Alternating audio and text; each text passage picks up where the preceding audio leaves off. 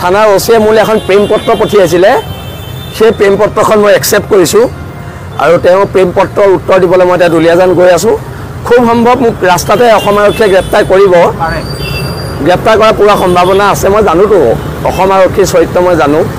আৰু সেইকাৰণে অসমবাসী দুলীয়াজানবাসীক প্ৰথম ধন্যবাদ জনাইছোঁ আজি দুলীয়াজান স্তব্ধ হাজাৰ হাজাৰ পুলিচ নমায়ো এখনো দোকান খোলাব নোৱাৰিলে কিন্তু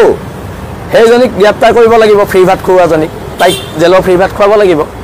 আৰু অনাগত দিনত এখন ঐক্যবদ্ধ সংগ্ৰাম হ'ব আজি মাৰ ভৰিত ধৰি দেউতাৰ ফটোত সেৱা কৰি হৰ গগৈ মই ওলাই আহিছোঁ মাক কৈ আহিছোঁ ৩-৪ মান আহিব পাৰোঁ জেলত থাকিব পাৰোঁ আৰু এটা কথা স্পষ্ট বীৰ লাচিত সেনাৰ সৈনিক আৰু শৃংখল চলিয়াই ঘাঁহ নেখায় সেইটো কথা মনত ৰাখিব লাগিব আৰু অনাগত দিনত খিলম দিয়াৰ আধিপত্য থকা অসম হ'ব খিলম দিয়াৰ আধিপত্য থকা অসম হ'ব মূৰ তল কৰি ইয়াত জীয়াই নাথাকোঁ পুনৰ কৈছোঁ হ'ব পাৰোঁ আমি দুখীয়া আমি তহঁতৰ গোলাম নহয় আঁঠুকাঢ়ি অধিকাৰ খোজা বীৰ লাচিত সেনাৰ সৈনিকৰ নিয়ম নহয় আৰু নিয়ম নহয় এতিয়া আমি দুলীয়াজানলৈ মুভ কৰিম আমি আগবাঢ়িম আৰু খিলম দিয়া জনগণৰ আশীৰ্বাদ আমি বিচাৰিছোঁ অনাগত দিনত এখন ঐক্যবদ্ধ প্ৰতিবাদ হ'ব ধন্যবাদ জয় অসম